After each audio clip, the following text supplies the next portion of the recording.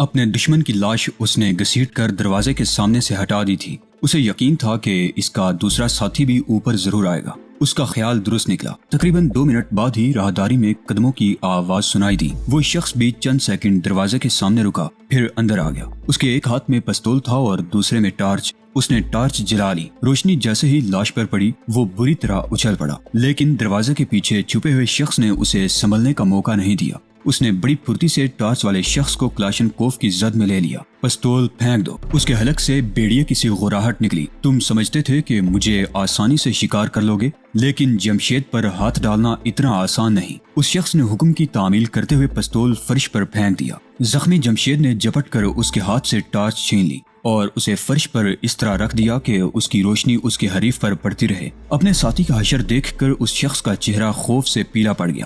جمشید چند لمحے اس کی طرف دیکھتا رہا، پھر اس نے بڑی پھرتی سے کلاشنکوف کو نال کی طرف سے پکڑا اور اس کا بٹ پوری قوت سے گھما کر اس کی کھوپڑی پر رسید کر دیا۔ اس شخص کے منہ سے ایک بھیانک چیخ نکلی اور گرد آلود فرش پر گر کر تڑپنے لگا۔ رائفل کے بٹ کی ضرب اس قدر شدید تھی کہ اس کی کھوپڑی پاش پاش ہو گئی تھی۔ جمشید اس کی طرف دیکھتا رہا۔ اس کے چہرے پر اب خوف کی بجائے صفاقی اور درندگی کے تاثرات تھے۔ کچھ دیر تڑپنے کے بعد وہ شخص بے حس و حرکت ہو گیا۔ جمشید کو یقین تھا کہ اب وہ کبھی ہوش میں نہیں آ سکے گا۔ اس نے نفرت آمیز نگاہوں سے دونوں کی طرف دیکھا، پھر فرش پر پڑا ہوا پستول اٹھا کر پتلون کی جیب میں ڈالا اور کلاشنکوف سنبھالے کمرے سے باہر آ گیا۔ کمرے سے نکلتے ہوئے اس نے ٹارچ بھی فرش سے اٹھا لی تھی۔ جمشید کمرے سے نکل کر زینے کی طرف بڑھنے کی بجائے راہداری میں دیوار کے ساتھ ٹیک لگا کر بیٹھ گیا اور ٹارچ جلا کر اس طرح فرش پر رکھ لی کہ اس کی روشنی اس کی ٹانگ پر پڑتی رہے۔ زخم پر بندھی ہوئی پٹی سرخ ہو رہی تھی۔ اس نے پٹی کھول کر اسے دوبارہ سختی سے باندھا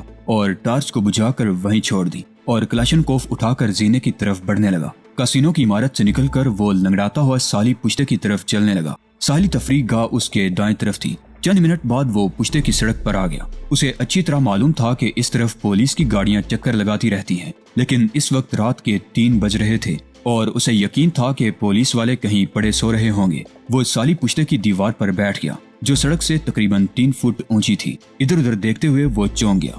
بائیں طرف کچھ فاصلے پر سڑک کے کنارے ایک کار کھڑی تھی۔ وہ دیوار سے سمندر کی طرف اتر گیا اور گیلی ریت پر چلتا ہوا اس طرف بڑھنے لگا جہاں اس نے کار دیکھی تھی۔ تقریباً 50 گز کا فاصلہ طے کر کے وہ دوبارہ پشتے پر آ گیا۔ دیوار پر چڑھنے سے پہلے اس نے اطمینان کر لیا تھا کہ کار میں کوئی نہیں تھا۔ اس نے کار کے اسٹیئرنگ سائیڈ والے دروازے کا ہینڈل دبایا تو یہ جان کر اس کے ہونٹوں پر خفیف سی مسکراہٹ آ گئی کہ دروازہ لاک نہیں تھا اور اگنیشن میں چابی بھی موجود تھی۔ اس نے ایک بار پھر اطراف میں دیکھا۔ دور دور تک کسی زیرو کا نام و نشان تک نہیں تھا۔ دروازہ کھول کر اندر بیٹھتے ہوئے اس کی نظر غیر ارادی طور پر پیچھے کی طرف اٹھ گئی۔ وہ بری طرح چونک گیا۔ کار کی پچھلی سیٹ پر کوئی موجود تھا۔ اس نے رسک لیتے ہوئے کار کی چھت والی بتی جلا ڈالی۔ وہ ایک لڑکی تھی جو پچھلی سیٹ پر آڑی ترچھی پڑی ہوئی تھی اور اس کا لباس سیٹ سے نیچے پڑا ہوا تھا۔ جمشید کو سمجھنے میں دیر نہ لگی کہ وہ لڑکی کسی کی ہوس کا شکار ہوئی تھی۔ لڑکی کی عمر زیادہ سے زیادہ 17-18 برس رہی ہوگی۔ وہ بلا شبہ حسین تھی۔ سیٹ سے نیچے فٹ میٹ پر پڑا ہوا اس کا لباس بتا رہا تھا کہ اس کا تعلق کسی معزز اور فیشنیبل گھرانے سے ہے۔ جمشید دانت کچکچا کر رہ گیا۔ اسے ان والدین پر تاؤ آنے لگا جو مغرب کی تہذیب اور فیشن پرستی کا شکار ہو کر جوان بیٹیوں کو بھی اس حد تک آزادی دے دیتے ہیں کہ وہ رات گئے تک اپنے بوائے فرینڈز کے ساتھ گھومتی رہیں۔ جمشید کو یقین تھا کہ یہ لڑکی بھی اپنے بوائے فرینڈز کی ہوس کا شکار ہوئی ہوگی۔ وہ اپنا مطلب پورا کرنے کے بعد اسے بے ہوشی کی حالت میں ویرانے میں چھوڑ گئے تھے۔ اسے یہ سمجھنے میں بھی دیر نہ لگی کار بھی چوری کی ہوگی اور لڑکی کی آبرو ریزی کرنے والوں کا تعلق بھی معزز گھرانوں سے ہوگا۔ جمشید نے پچھلی سیٹ کا دروازہ کھول کر لڑکی کو گھسیٹ کر باہر نکالا۔ اسے سالی پشتے کی دیوار کے ساتھ لٹا کر اس کا لباس اس کے جسم پر ڈال دیا۔ وہ کار میں آ کر بیٹھ گیا اور انجن سٹارٹ کر دیا۔ کلاشنکوف اس نے برابر والی سیٹ پر رکھ لی تھی۔ کار کو ایک جھٹکے سے آگے بڑھاتے ہوئے وہ اس لڑکی کے بارے میں سوچ رہا تھا۔ اسے لڑکی کو اس طرح چھوڑ دینے کا افسوس بھی ہو رہا تھا، لیکن ظاہر ہے وہ اسے ساتھ ساتھ لیے نہیں پھر سکتا تھا۔ وہ کار کو تیز رفتاری سے چلاتا ہوا ڈیفینس ہاؤسنگ سوسائٹی کی سڑک پر لے آیا اور پھر کار کو ایسی سڑکوں پر موڑتا رہا جہاں کہیں پولیس وین سے سامنا ہونے کا اندیشہ نہ ہو۔ گلشن اقبال میں کار اس نے عزیز بٹی پارک کے سامنے چھوڑ دی اور پیدل چلتا ہوا پارک کے سامنے والے میدان میں آ گیا جہاں قد آدم کیکر کی جاڑیوں کی بہتات تھی۔ اس میدان کے ساتھ ہی کالج کی عقبی باؤنڈری وال تھی۔ وہ کالج کی دیوار کے ساتھ جاڑیوں میں چلتا رہا۔ کالج کے سامنے والے رخ پر یونیورسٹی روڈ تھا اور بائیں طرف میدان سے آگے رہائشی مکانات تھے۔ تقریباً ہر مکان کے گیٹ یا برآمدے میں لائٹ جل رہی تھی۔ کبھی کبھار چوکیدار کی سیٹی کی آواز بھی سنائی دے جاتی۔ وہ میدان کے کنارے ایک جاڑی کی آڑ میں کھڑا رہا۔ سائیکل سوار چوکیدار سامنے والی گلی سے نکل کر سیٹی بجاتا ہوا جیسے ہی بٹی پارک والے بلاک کی طرف مڑا، وہ جاڑیوں سے نکل کر تیز تیز قدم اٹھاتا ہوا گلی میں گھس گیا۔ اس کی ٹانگ میں اگرچہ تکلیف تھی لیکن وہ تیز سے تیز چلنے کی کوشش کر رہا تھا۔ وہ گلیوں ہی گلیوں میں چلتا ہوا اس جگہ سے تقریباً 2 فرلانگ دور پہنچ گیا جہاں اس نے کار چھوڑی تھی۔ کار سے اترتے ہوئے اس نے کلاشنکوف اٹھا لی تھی۔ یہ اس کے لیے ایک کارآمد چیز تھی جسے وہ چھوڑنا نہیں چاہتا تھا۔ ایک بنگلے کے سامنے وہ رک گیا۔ بنگلے کا گیٹ بند تھا۔ وہ دیوار پھاند کر اندر کود گیا۔ اندر کودتے ہوئے اس نے سارا بوجھ دوسری ٹانگ پر ڈالنے کی کوشش کی تھی لیکن زخمی ٹانگ کو جھٹکا لگنے سے اس کے منہ سے ہلکی سی کراہ نکل گئی۔ وہ چند لمحے زخمی ٹانگ دبائے بیٹھا رہا، پھر لنگڑاتا ہوا برآمدے میں آ گیا۔ اس نے پتلون کی واچ پاکٹ سے چابیوں کا گچھا نکالا، ایک چابی منتخب کر کے دروازے کا تالا کھولا اور اندر داخل ہو گیا۔ پھر ایک کمرے میں داخل ہو کر اس نے کلاشنکوف پلنگ پر پھینک دی اور کچن میں آ کر پانی گرم کرنے لگا۔ اس دوران وہ میڈیسن کیبنٹ سے فرسٹ ایڈ باکس لے آیا تھا۔ یہ جمشید کا اپنا بنگلہ تھا۔ اگرچہ وہ مستقل طور پر یہاں رہائش پذیر نہیں تھا لیکن حفاظت کے خیال سے ایک بوڑھا ملازم رکھا ہوا تھا جو اس وقت یقیناً بنگلے کی پچھلی طرف سرونٹ کوارٹر میں خواب خرگوش کے مزے لے رہا ہوگا۔ جمشید کبھی کبھار یہاں آیا کرتا تھا۔ اس وقت بیرونی گیٹ کھلوانے کے لیے اس نے بیل بجا کر بوڑھے کو جگانا مناسب نہیں سمجھا، اس لیے دیوار کود کر اندر آیا تھا۔ جمشید نے پہلے پٹی کھول کر زخم کا جائزہ لیا۔ گولی پنڈلی کے گوشت کو چیرتی ہوئی نکل گئی تھی۔ خون زیادہ بہہ جانے کے بعد وہ اپنے آپ میں بے حد کمزوری محسوس کر رہا تھا۔ اگر اس کی جگہ کوئی اور ہوتا تو کہیں ڈیر ہو چکا ہوتا، لیکن وہ بے پناہ قوت ارادی کا مالک تھا اور اب تک اسی قوت ارادی کے سہارے ہی چل رہا تھا۔ اس نے گرم پانی سے زخم دھو کر اسے اسپرٹ سے صاف کیا۔ اسپرٹ لگنے سے یوں محسوس ہوا تھا جیسے اس کے زخم میں مرچیں سی بر گئی ہوں۔ اس نے بڑی سختی سے دانت بینچ رکھے تھے۔ جلن کا احساس قدرے کم ہوا تو دوا لگا کر پٹی باندھ لی۔ وہ اچھی طرح جانتا تھا کہ اتنے گہرے زخم کے لیے یہ علاج کافی نہیں تھا، یہ تو محض فرسٹ ایڈ تھی۔ مناسب علاج کے لیے اسے یقیناً کسی ڈاکٹر کی ضرورت تھی اور کسی ڈاکٹر سے رجوع کرنا خطرے سے خالی نہیں تھا۔ اس نے ساری چیزیں اسی طرح فرش پر چھوڑ دی اور بیڈ روم میں آ کر بستر پر لیٹ گیا۔ تکلیف کی وجہ سے اس کے چہرے پر کرب کے آثار ابھر آئے تھے۔ اس نے سختی سے دانت بینچ رکھے تھے لیکن کچھ دیر بعد تکلیف میں کمی واقع ہونا شروع ہو گئی۔ اس کے ساتھ ہی اس کی آنکھیں بھی بند ہوتی چلی گئیں۔ وہ نیند کی آغوش میں پہنچ گیا تھا۔ سب انسپیکٹر شجاعت علی بڑی حسرت سے شبینہ والی گاڑی کو جاتے ہوئے دیکھتا رہا۔ وہ اس وقت چوراہے پر کھڑا تھا جہاں ہر طرف سے بسوں، منی بسوں اور پرائیویٹ گاڑیوں کی آمد و رفت جاری تھی۔ کئی ٹیکسیاں بھی چوراہے سے گزر رہی تھیں مگر کوئی ٹیکسی خالی نہیں تھی۔ شبینہ والی کار اسٹیڈیم روڈ پر اسپتال کی طرف کافی آگے نکل گئی تھی۔ شجاعت بدحواسی میں اس کا نمبر بھی نوٹ نہیں کر سکا تھا۔ اس نے صرف اتنا دیکھا تھا کہ وہ سرخ رنگ کی شیراڈ کار تھی۔ اتفاق سے ایک پیلی ٹیکسی اس کے بالکل سامنے آ رکی۔ 2 آدمی اترے۔ وہ دونوں سادہ لباس میں پولیس والے ہی تھے۔ ان میں سے ایک اگلی سیٹ پر بیٹھا ہوا تھا اور دوسرا پچھلی سیٹ پر۔ وہ دونوں نیچے اترے ہی تھے کہ شجاعت لپک کر ٹیکسی کی پچھلی سیٹ پر بیٹھ گیا۔ اگلی سیٹ پر سے اترنے والا آدمی دروازے کے ساتھ لگا کھڑا ڈرائیور کو پیسے دے رہا تھا۔ ٹیکسی کے میٹر پر 18 روپے 50 پیسے بنے ہوئے تھے اور اس شخص نے اسے 10 کے 2 نوٹ دیے تھے اور 1.5 روپے کی واپسی کا انتظار کر رہا تھا اور ڈرائیور جیبیں ٹٹول رہا تھا۔ 1.5 روپیہ ٹپ سمجھ کر رکھ لو اور ذرا جلدی سے گاڑی آگے بڑھاؤ، شجاعت نے ڈرائیور کو مخاطب کرتے ہوئے کہا۔ ڈرائیور نے باہر کھڑے ہوئے اس آدمی کی طرف دیکھا، پھر سیدھا ہو کر سٹیئرنگ سنبھال لیا اور اگنیشن کی گما کر انجن سٹارٹ کر دیا۔ کہاں جانا ہے جناب؟ اس نے پوچھا۔ فی الحال سیدھے چلو۔ سرخ رنگ کی ایک شیراڈ آگے گئی ہے جسے ایک عورت چلا رہی ہے، اس کا پیچھا کرنا ہے، شجاعت نے کہا۔ ڈرائیور نے پیچھے مڑ کر دیکھا۔ وہ ایک باوردی پولیس آفیسر تھا۔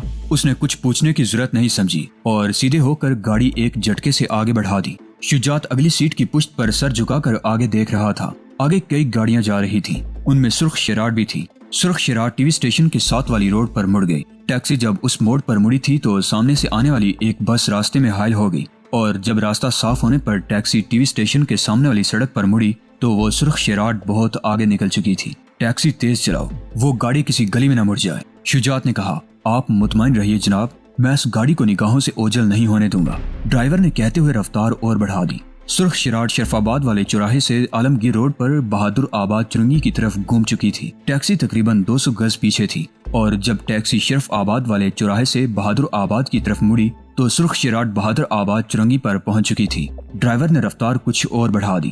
سرخ شیراڈ وسیع و عریض راؤنڈ اباؤٹ گھوم کر شہید ملت روڈ والے چوراہے کی طرف گھوم گئی تھی اور جب ٹیکسی چوراہا گھوم رہی تھی تو موڑ پر 2-3 منی بسیں اس طرح پہلو بہ پہلو کھڑی تھی کہ سڑک بند ہو کر رہ گئی تھی۔ ٹیکسی سے آگے 2 کاریں اور بھی تھیں جو ہارن پہ ہارن دے رہی تھی، مگر کسی منی بس کے ڈرائیور کے کان پر جوں تک نہیں رنگی تھی۔ بالآخر ایک ڈرائیور نے اپنی بس کو آگے بڑھاتے ہوئے سائڈ پر لگا لیا، اور جب راستہ صاف ہوا تو شجاعت علی نے اگلی سیٹ کی پشت پر جھکتے ہوئے سامنے دیکھا۔ سرخ شراٹ شہید ملت روڈ والا چوراہا عبور کر کے طارق روڈ کی طرف جا رہی تھی۔ تیز چلاؤ، وہ گاڑی بہت آگے نکل چکی ہے، شجاعت علی نے کہا۔ اس کے لہجے میں بے چینی تھی۔ ڈرائیور نے گاڑی کی رفتار بڑھا دی۔ سرخ شراٹ طارق روڈ پر کافی آگے نکل چکی تھی۔ اس کی رفتار بھی خاصی تیز تھی، اور یہ محض اتفاق تھا کہ سرخ شراٹ کو ہر چوراہے پر راستہ صاف مل رہا تھا، جبکہ شجاعت کی ٹیکسی کا راستہ بار بار بلاک ہو رہا تھا، جس سے درمیانی فاصلہ بڑھتا جا رہا تھا۔ سرخ شراٹ سوسائٹی قبرستان والا چوراہا عبور کر کے سندھی مسلم ہاؤسنگ سوسائٹی میں داخل ہو گئی۔ یہاں بھی ٹیکسی کو ٹریفک کی وجہ سے چوراہا پار کرنے میں کچھ دشواری پیش آئی، اور بالآخر جب سڑک کے دوسری طرف پہنچے تو شجاعت کچھ بے چین سا ہو گیا۔ آگے سرخ شراٹ نظر نہیں آ رہی تھی۔ کہاں گئی وہ گاڑی؟ شجاعت علی بڑبڑایا۔ کم بخت کسی گلی میں نہ مڑ گئی ہو؟ فکر مت کریں جناب، میں اس گاڑی کو نہیں جانے دوں گا، ڈرائیور نے کہا۔ اگلا چوراہا عبور کرنے کے بعد ڈرائیور کے چہرے پر بھی پریشانی کے تاثرات ابھر آئے۔ آگے شاہراہ فیصل والا موڑ تھا، اور اتفاق سے اس موڑ تک صرف 2-3 کاریں ہی نظر آ رہی تھیں، لیکن اس سرخ شراٹ کا نام و نشان تک دکھائی نہیں دے رہا تھا۔ چوراہے کے بائیں طرف سکول تھا۔ سکول کی دیوار کے اختتام پر گلی تھی۔ ٹیکسی ڈرائیور نے گلی کی طرف دیکھا۔ شجاعت بھی اسی طرف دیکھ رہا تھا۔ وہ رہی، ٹیکسی کو اس طرف موڑ لو، شجاعت علی نے کہا۔ ٹیکسی اس دوران ذرا سی آگے نکل گئی تھی۔ ڈرائیور نے اسے روک کر ریورس گیئر میں پیچھے ہٹایا اور اس گلی میں موڑ دیا۔ اس گلی میں سکول کا گیٹ تھا، جس کے سامنے 4-5 گاڑیاں کھڑی تھی، اور وہ سرخ شراٹ ان سے کافی آگے جا کر کھڑی ہوئی تھی۔ ٹیکسی کی اگلی سیٹ کی پشت پر جھکے ہوئے شجاعت نے دور ہی سے دیکھ لیا تھا کہ شراٹ کے اسٹیئرنگ کے سامنے بیٹھی ہوئی عورت برش سے بال سنوار رہی تھی۔ ٹیکسی آگے لے جاؤں یا روک لوں جناب؟ ڈرائیور نے پوچھا۔ اس گاڑی کے ساتھ روک لو، یہ بڑی خطرناک عورت ہے، اب میں اسے نکلنے کا موقع نہیں دینا چاہتا، شجاعت علی نے کہا۔ ٹیکسی ڈرائیور نے ٹیکسی شراٹ کے ساتھ روک لی۔ یہ گلی زیادہ چوڑی نہیں تھی۔ ٹیکسی رکتے ہی شجاعت پچھلی سیٹ کا دروازہ کھول کر نیچے اتر آیا۔ ٹھیک اسی وقت وہ عورت بھی اپنی گاڑی کا دروازہ کھول کر نیچے اتر رہی تھی۔ اس کا چہرہ دوسری طرف تھا۔ تم بھاگنے کی کوشش مت کرنا، اپنے آپ کو قانون کے حوالے کر دو شبینہ، سب انسپکٹر شجاعت علی نے عورت کی طرف دیکھتے ہوئے کرخت لہجے میں کہا۔ اس کا ایک ہاتھ ہولسٹر میں اڑسے ہوئے ریوالور پر تھا۔ اس نے ریوالور نکالا نہیں تھا، لیکن ضرورت پڑنے پر ایک لمحے کی تاخیر کیے بغیر اسے ہولسٹر سے نکال سکتا تھا۔ کیا بات ہے آفیسر؟ سرخ شراٹ سے اترنے والی عورت نے پہلے اس کی طرف اور پھر پیلی ٹیکسی کی طرف دیکھا۔ پولیس والوں نے بھی غنڈہ گردی شروع کر دی۔ میں بہت دیر سے دیکھ رہی تھی، بلکہ اسٹیڈیم روڈ سے ٹی وی اسٹیشن والی سڑک پر مڑتے ہی میں نے اس پیلی ٹیکسی کو دیکھ لیا تھا۔ کیا چاہتے ہو تم؟ میرا پیچھا کیوں کر رہے ہو؟ اس عورت کی شکل دیکھتے ہی سب انسپکٹر کا دماغ بگ سے اڑ گیا۔ اس نے گاڑی کی طرف دیکھا، وہی سرخ شراٹ تھی۔ وہ پھر عورت کے چہرے کی طرف دیکھنے لگا۔ اسے اپنی آنکھوں پر یقین نہیں آ رہا تھا۔ اس نے ایس پی کے دفتر کے سامنے اس سرخ شراٹ میں شبینہ ہی کو دیکھا تھا۔ شبینہ نے بھی اسے دیکھا تھا اور مسکراتے ہوئے ہاتھ ہلایا تھا، لیکن یہ عورت شبینہ ہرگز نہیں ہو سکتی تھی۔ یہ تو ادھیڑ عمر کی عورت تھی، جس نے چہرے پر میک اپ کی دبیز تہیں چڑھا رکھی تھی۔ اس کی عمر 45 اور 50 کے درمیان ہی ہوگی، لیکن اس نے اپنے آپ کو جوان بنانے کی بھرپور کوشش کی تھی۔ شجاعت علی اس کی شکل دیکھ کر بری طرح بدحواس ہو گیا تھا۔ معاف کیجیے خاتون، وہ پہلے سرخ شراٹ اور پھر اس عورت کی طرف دیکھتے ہوئے بولا۔ ہمیں دراصل ایسی عورت کی تلاش ہے جو سنگین جرائم میں پولیس کو مطلوب ہے۔ اسٹیڈیم روڈ پر میں نے خود اسے سرخ شراٹ میں دیکھا تھا اور اس لیے گاڑی کا تعاقب بھی شروع کر دیا تھا۔ تو کیا میں تمہیں جرائم پیشہ عورت نظر آتی ہوں؟ وہ عورت چیخی۔ تم لوگوں نے شریف شہریوں کو تنگ کرنے کے طریقے اپنا رکھے ہیں، اب خواتین بھی تم لوگوں کی چیرہ دستیوں سے محفوظ نہیں رہی۔ میں آئی جی سے تمہاری شکایت کروں گی۔ کیا میں تمہیں سنگین جرائم میں ملوث جرائم پیشہ عورت نظر آتی ہوں؟ نہیں۔ شجاعت علی اس عورت کے چیخنے سے بدحواسا ہو گیا۔ وہ تو جوان اور خوبصورت عورت تھی، تو کیا میں تمہیں بوڑھی اور بدصورت نظر آتی ہوں؟ عورت چیخی۔ بالکل نہیں، بالکل نہیں۔ شجاعت سرخ شراٹ کی طرف دیکھتے ہوئے اپنی ٹیکسی کی طرف بڑھنے لگا۔ عورت کے چیخنے چلانے سے کچھ لوگ آس پاس جمع ہونے لگے۔ اگر شجاعت علی کے جسم پر پولیس کی وردی نہ ہوتی تو شاید لوگ اب تک اس کی پٹائی بھی کر چکے ہوتے۔ چلو بھئی نکلو یہاں سے، ہری اپ، شجاعت نے ٹیکسی میں بیٹھتے ہوئے ڈرائیور سے کہا۔ وہ گھبرا رہا تھا کہ کہیں یہ عورت کوئی اور ہنگامہ کھڑا نہ کر دے۔ وہ سب انسپکٹر تھا، وردی پہنے ہوئے تھا، اسے کسی قسم کا خوف نہیں ہونا چاہیے تھا، لیکن اپنی کسی غلطی کو وہ غلط رنگ نہیں دینا چاہتا تھا۔ وہ اس عورت سے اپنی غلطی پر معذرت کا اظہار کرتے ہوئے پسپائی اختیار کر رہا تھا۔ ڈرائیور نے بڑی پھرتی کا مظاہرہ کرتے ہوئے انجن سٹارٹ کر کے ٹیکسی ایک جھٹکے سے آگے بڑھا دی۔ اگلی گلی میں دائیں طرف مڑ کر وہ شاہراہ فیصل کے سامنے آ گیا۔ کہاں چلوں جناب؟ اس نے پیچھے مڑ کر دیکھے بغیر کہا۔ گلشن اقبال، شجاعت نے جواب دیا اور گہرا سانس لیتے ہوئے سیٹ کی پشت سے ٹیک لگا لی۔ اس کے چہرے پر شدید الجھن کے تاثرات تھے۔ اس نے اپنی آنکھوں سے شبینہ کو اس سرخ شراڑ میں دیکھا تھا۔ اس نے اسے تاؤ دلانے کے لیے مسکراتے ہوئے ہاتھ ہلا کر اشارہ بھی کیا تھا، اور اس کے تھوڑی دیر بعد اسے یہ ٹیکسی مل گئی تھی جس پر اس نے سرخ شراڑ کا تعاقب شروع کر دیا تھا۔ تقریباً آدھے گھنٹے بعد شجاعت علی تھانے پہنچ گیا۔ ایس ایچ او ابھی تک پولیس اسٹیشن واپس نہیں آیا تھا۔ ممکن ہے وہ ابھی تک ایس پی کے دفتر میں بیٹھا ہو یا وہاں سے نکلنے کے بعد کسی اور طرف نکل گیا ہو۔ شجاعت علی اپنی کرسی پر بیٹھا صورتحال کا جائزہ لے رہا تھا۔ اب تک اس قسم کے معاملات میں اسے ایس پی کی حمایت حاصل رہی تھی۔ ایس پی بھی اس کی طرح جوان اور بلند حوصلہ آفیسر تھا اور اس جیسے مخلص اور جرأت مند افسروں کی حوصلہ افزائی کرتا تھا۔ جرائم پیشہ افراد کی بیخ کنی کے لیے اگر کوئی چھوٹا پولیس آفیسر اپنے اختیارات سے تجاوز بھی کر جاتا تو اس کی غلطی کو نظر انداز کر دیا جاتا، تاہم دیگر معاملات اور ڈسپلن کی خلاف ورزی پر ان سے بڑی سختی سے باز پرس کی جاتی۔ ابھی حال ہی میں اس کے تھانے کے ایک سب انسپیکٹر کو احکامات کی خلاف ورزی پر ڈی گریڈ کر کے اے ایس آئی بنا دیا گیا تھا۔ ایس پی کے علاوہ شجاعت علی کو اوپر سے بھی کچھ حمایت حاصل تھی۔ اس کی وجہ صرف اور صرف یہ تھی کہ وہ فرض شناس تھا۔ مجرموں کی سرکوبی کے لیے اپنی زندگی کو بھی داؤ پر لگانے سے دریغ نہیں کرتا تھا۔ وہ نڈر اور بے خوف آدمی تھا۔ اس نے بعض ایسے کارنامے بھی انجام دیے تھے جن پر یقین کرنے کو دل نہیں چاہتا تھا، مگر حقیقت کو جھٹلایا بھی نہیں جا سکتا تھا۔ وہ نوری خالد کے پیچھے لگ گیا تھا۔ ایس پی صاحب بھی جانتے تھے کہ نوری کے ہاتھ بہت لمبے ہیں، اس کی رسائی بہت اوپر تک ہے، اس پر ہاتھ ڈالنا کوئی آسان بات نہیں تھی، اور شجاعت علی اس کے پیچھے لگ گیا تھا۔ وہ اس وقت تک اس پر براہ راست ہاتھ نہیں ڈالنا چاہتا تھا جب تک اس کے خلاف کوئی ٹھوس ثبوت نہ مل جائے۔ اس کیس میں اب تک 3 جانیں ضائع ہو چکی تھی۔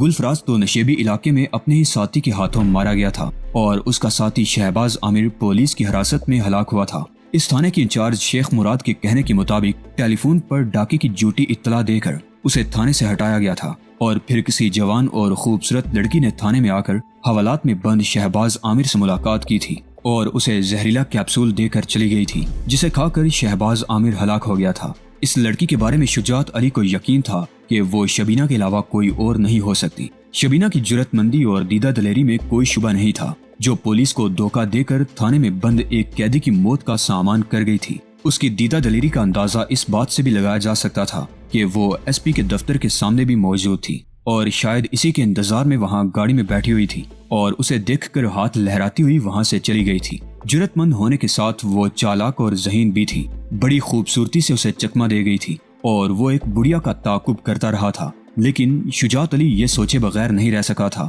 کہ وہ جان بوجھ کر اس کے سامنے کیوں آئی تھی۔ اگر کوئی شخص کسی معمولی سے جرم میں بھی ملوث ہو تو پولیس سے دور ہی رہنے کی کوشش کرتا ہے، لیکن شبینہ عورت ہوتے ہوئے بھی بڑی جرأت مندی کا ثبوت دے رہی تھی۔ وہ جان بوجھ کر اس کے سامنے آئی تھی، حالانکہ وہ اچھی طرح جانتی ہوگی کہ اگر پولیس کے ہاتھ آ گئی تو اسے سلاخوں کے پیچھے بند کر دیا جائے گا اور اس پر شہباز عامر کے قتل کے علاوہ دیگر کئی چارجز بھی لگائے جا سکتے تھے۔ لیکن شاید اسے ان باتوں کی پرواہ نہیں تھی، اسے پولیس کا خوف نہیں تھا، یا اسے اپنے آپ پر اتنا اعتماد تھا کہ وہ پولیس کے ہاتھ نہیں آ سکتی۔ شجاعت علی کو اس بات پر بھی حیرت تھی کہ شبینہ گلفراز اور شہباز عامر کی ساتھی تھی، لیکن جب وہ لوگ شجاعت علی کو پستولوں کی زد میں نشیب سے اوپر لا رہے تھے تو شبینہ نے اپنے دوستوں کا ساتھ دینے کے بجائے ان سے آگے نکلنے کی کوشش کرتے ہوئے شجاعت علی کے ہاتھ میں چاقو تھما دیا تھا۔ شجاعت علی اگرچہ اس چاقو کو استعمال نہیں کر سکا تھا، لیکن شبینہ کی اس حرکت کی وجہ سے شجاعت کو ان لوگوں کے خلاف کارروائی کرنے کا موقع مل گیا تھا۔